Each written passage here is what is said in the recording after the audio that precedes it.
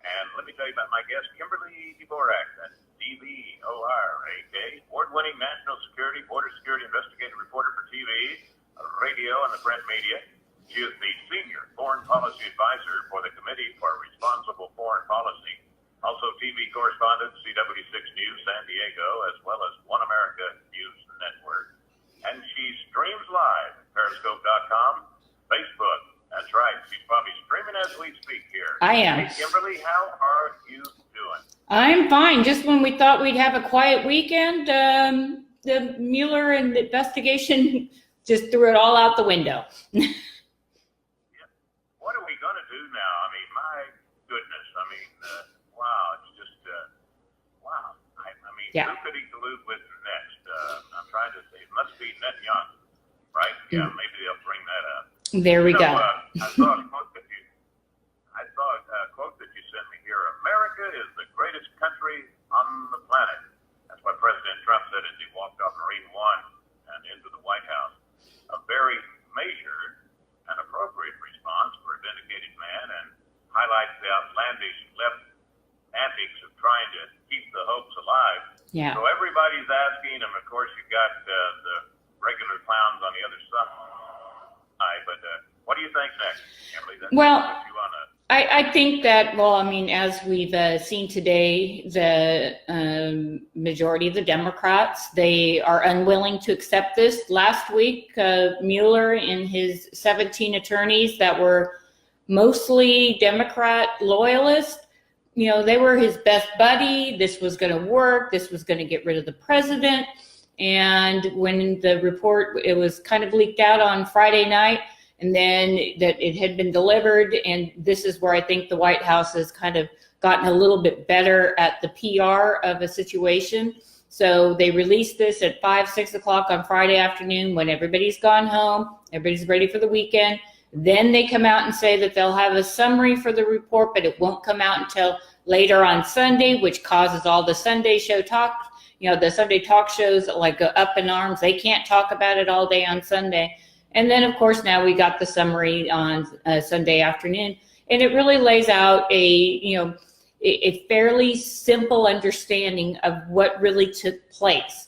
And I just, by the response we're seeing from the left, you're seeing that that's not what they were hoping for. And I think that's really sad when people are rooting against our country, quite frankly. I think as Americans, there were a lot of things I disagreed with President Obama, but I supported him as a president of the United States. And there, it's just, there's a certain decorum that goes along with that. We never asked for impeachment, and he did this, he did that, which he did plenty of things that, could have led to a lot of media attention. He just, the media just adored him on that. But after 2 years now, we see that there really is nothing. And if, that's all the Democrats have, then what are they going to run on in 2020 here?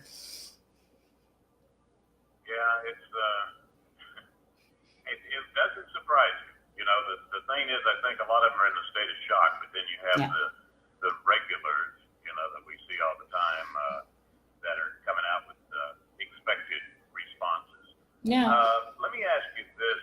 We got about a minute and a half or so before the break, but why is some of this report going to remain under seal? Explain that to the listeners. Okay, yeah, and you know what? I have a copy of it right here, so I'm just going to read this explicitly so we get it right. Under the federal grand jury law, it's, the code that goes along with it, says that it limits the disclosure of certain grand jury information in a criminal investigation and prosecution. Material beyond strict limits set forth in the rule is a crime in certain circumstances. The restriction protects the integrity of the grand jury proceedings and ensures that the unique and invaluable investigative powers of a grand jury are used strictly for their intended criminal justice function. Meaning that they interviewed a lot of people who probably had some pretty negative things to say about other people that we don't even know are in the report. And if it's just hearsay, it's going to get thrown out there as fact. And so people, when the government goes through the grand jury process, this is something that, there's a high water mark and a low water mark that the prosecution has to go through to get this information out and into a courtroom. In this case, if we were to release all of that information, then you're not going to have a lot of people wanting to come out, and it's going to be more difficult for the grand jury to do their job in protecting the country from future attacks and from criminal acts in this country. All righty. We'll pick up more on that on the other side of this break with Kimberly Dvorak, and she is streaming live, Facebook.com, and Chuck Wilder with the one and only Kimberly Dvorak, D-V-O-R-A-K. Yes, I got it. All right. And streaming live at Facebook, Periscope.com, and you'll catch her on YouTube also, and 6 in San Diego, and of course, One American News Network. You know, like you say, they're screaming already. We want to see what's in there. You must release everything. You must be hiding something. Yeah. But in the report that I saw from Kimberly, it says, listen, Congress writes the laws, and these morons know the grand jury testimony can only be released by the judge. But, you know, they will holler, what are you hiding? What are you hiding? And the stupid ones on the left, I'm telling you, you'll bite into it again. They must be hiding something. They won't release it. They're going to release it. Yeah. They must be sorry that they did. Yeah. And then we'll get into Lindsey Graham here a little bit later on before we wrap things up, because thank goodness we're not sitting on our rear ends this time. That would be conservative. We're going to do something about this. But yeah. That probably includes where do we go next, right? Yeah, I think that, when, this is definitely be something that's going to play out. The Attorney General, Barr, he has now pushed this out to all of the different divisions within justice that are responsible for declassifying and releasing information that's not going to be harmful for methods and processes, and also protecting people who may really have nothing to do with this, but some way, somehow they were picked up and they called somebody and they happen to be a friend, not part of it, but we know law enforcement kind of whoever calls, they backtrack and they'll talk to people. So they're going to go through and try to figure out all of this stuff.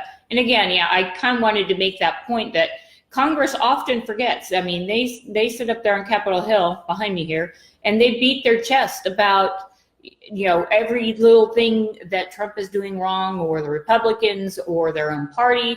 And they forget that they're the ones who write the law. And the thing is that for the last really 15 or 20 years, they've abdicated that ability to actually be the stronger form of our 3-tier system, and they've just relinquished power to the executive branch.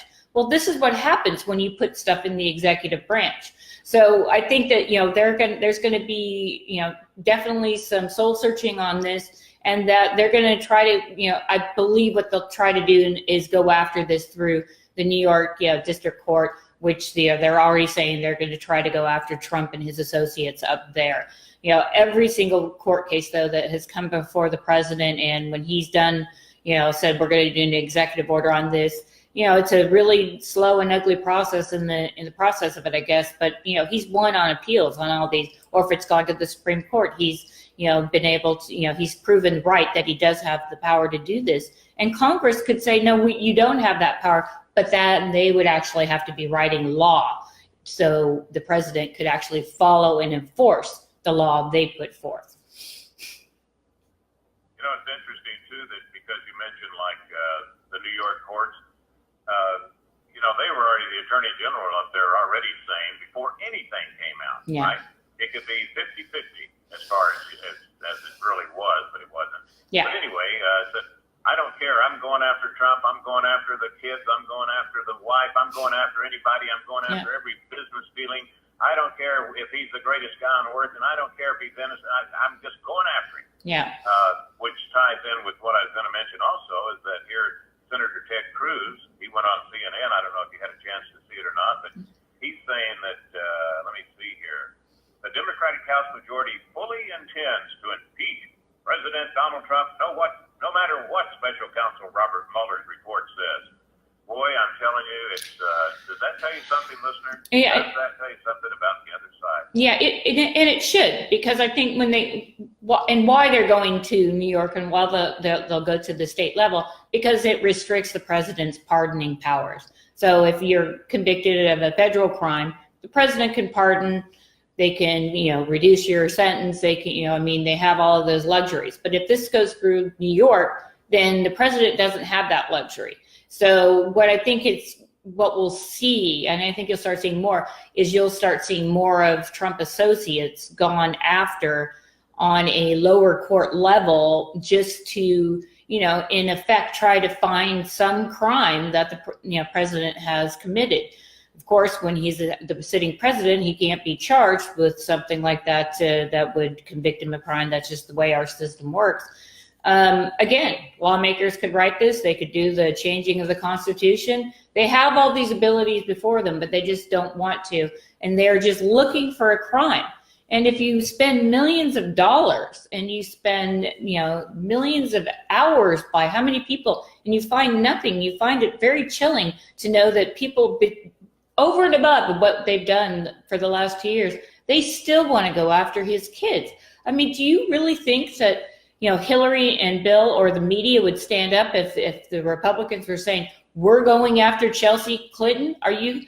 She's just a bad person. She's going in handcuffs. She's been doing, you just have to look at it. It's just so, ludicrous on the face. And yet it has a very chilling effect for, the family members and also for people thinking or considering running for president or high office, because who wants to put their family through this? That's the question people need to, ask. Is this really where we're going to go? Well, and Chelsea, she seems to get out there and get more exposure on things she's doing, crazy things she's saying. But I'm sure, she feels like, hey, I'm immune to all this. I'm not a member of the Trump family, so they're not going to come and get me. The one thing here is that, that Senator Graham pointed out is that, let me see, they're calling on Attorney General Bill Barr to appoint a new special counsel to investigate the other side of the story. And it's all going to be mainly about alleged abuse of the Foreign Intelligence Surveillance Act. Mm-hmm. And I'm going to tell you, listener, that's the one that's going to get them hung right there because of all the rules they broke. And also when they dig down deep, get down into the mud, they're going to find Hillary, aren't they? They're going to find Hillary, but they probably are going to find President Obama as well, because a lot of this stuff couldn't be directed or signed off with anybody else but the president at the time, which happened to be Obama. So I think on this is going to be kind of, I really think this is the teeter-totter where we're going to see the teeter-totter. If the Democrats really want to go after Trump and continue to push this, then I think that, senators like Lindsey Graham and others will say, look, okay, you know what, now we're going to figure out what's going on with the FISA thing. We're going to get this information released. We're going to say who leaked this. Remember all the names that were leaked, and those came at the request of Samantha Power, who was the UN person, and you've got Susan Rice, who was Benghazi talking points off the map. You have President Obama. You've got Ben Rhodes. You have all of these advisors. CIA, Panetta could be involved in some of this stuff.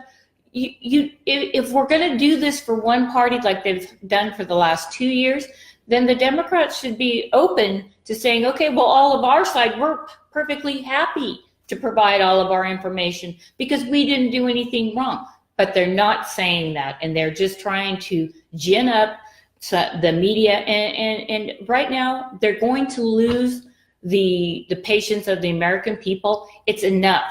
They've been asking for the report. The report came out, and this continuation against the president from doing, the job that he's been entrusted to do is going to backfire on the Democrats if they don't slow down. Even Pelosi said we're not going to impeachment right now because she knows that the voters out there they wanted to see the report. When they see the contents of it, then we move on as a country and we put it behind us. They keep pressing this. This is either going to go to the FISA and all the documents will be released. Trump will have nothing to lose at that point, and he will release all that stuff, and it's going to make the Democrats look even worse. So it's a very fine line, that teeter-totter right now, what they're doing.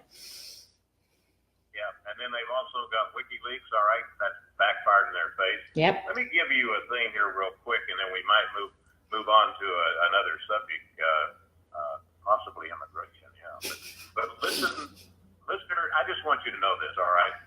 That overall, let's see, the special counsel issued more than 2 2,800 subpoenas. They executed nearly 500 search warrants. They obtained more than 230 orders for communication records. They issued almost 50 orders authorizing the use of pen registers, whatever that is.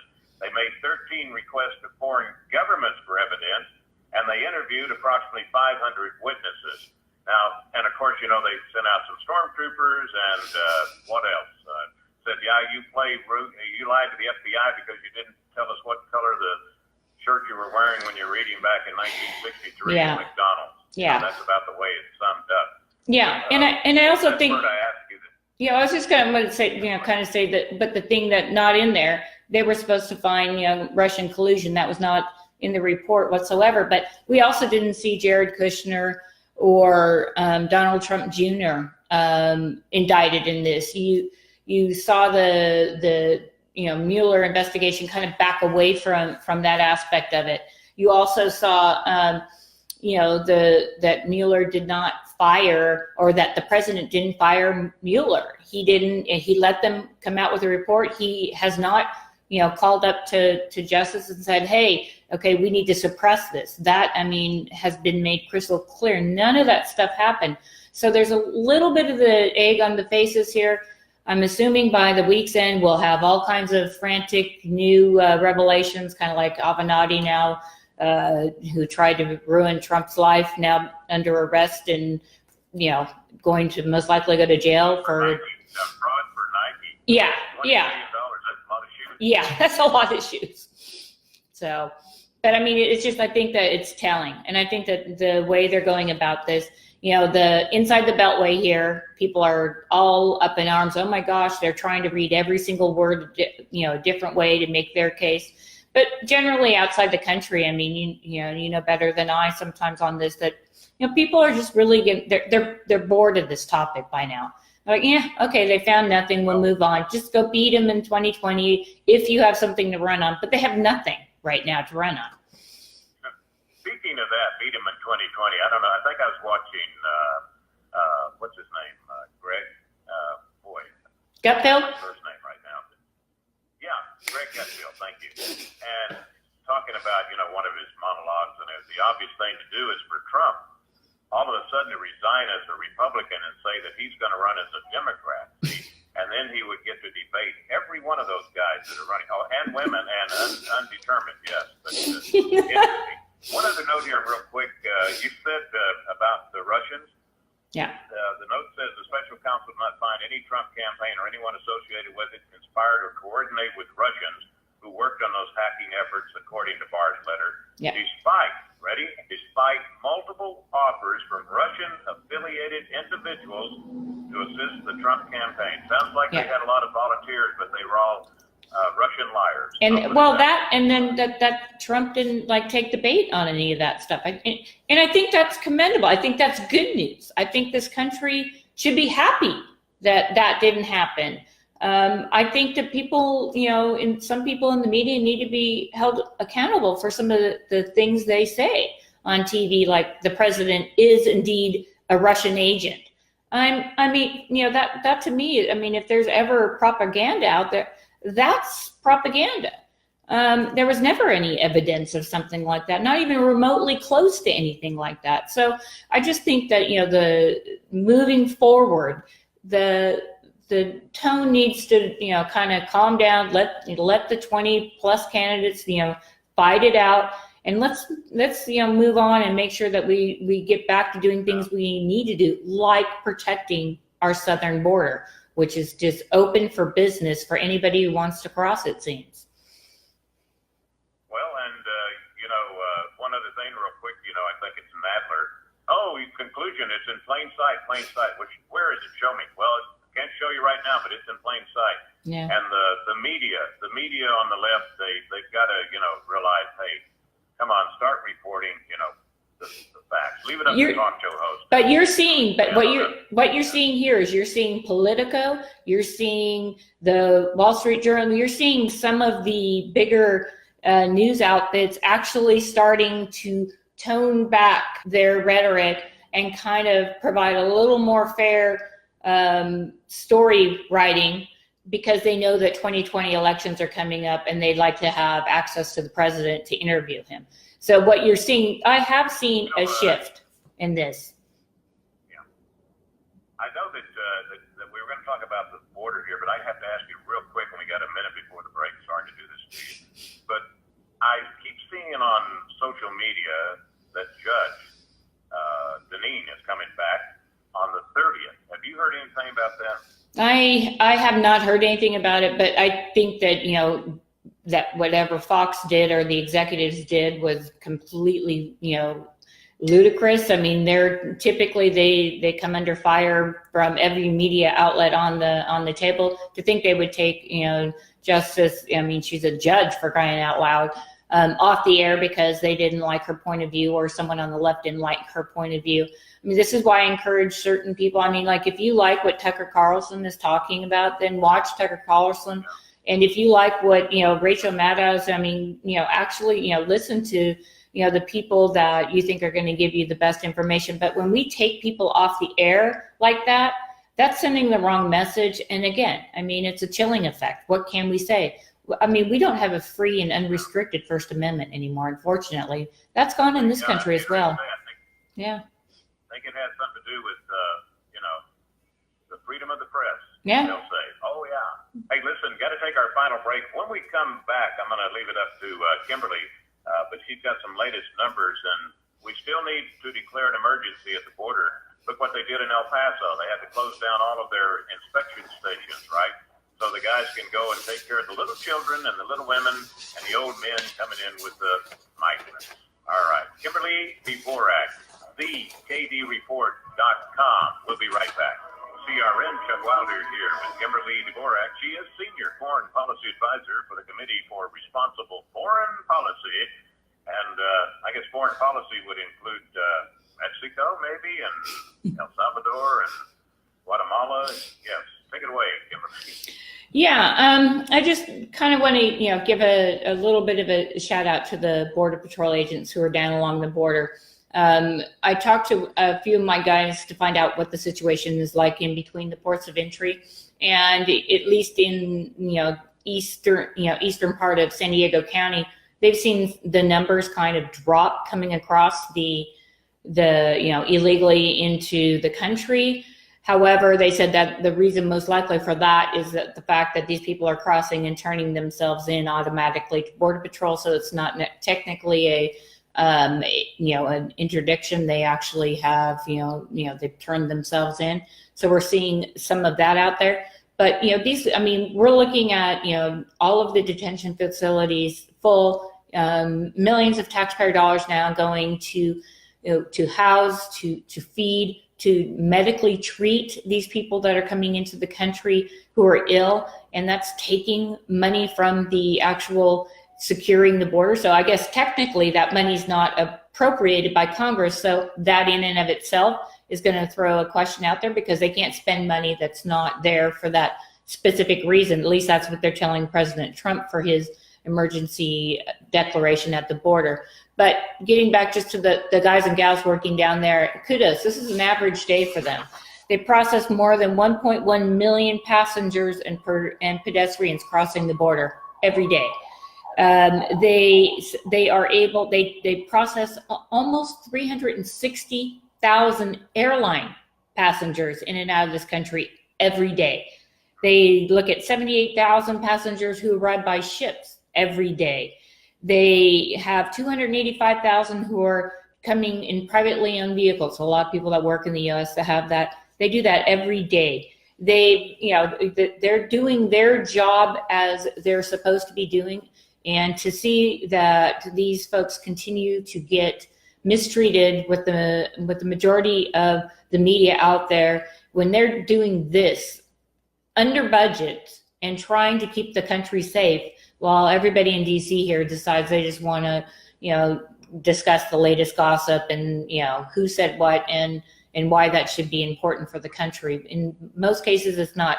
What the men and women are doing at our borders is very real, and the numbers prove it. What they're doing every day is putting their lives on the line. And, we have been lucky. We have not seen any kind of terrorist attack on the homeland in quite some time, really.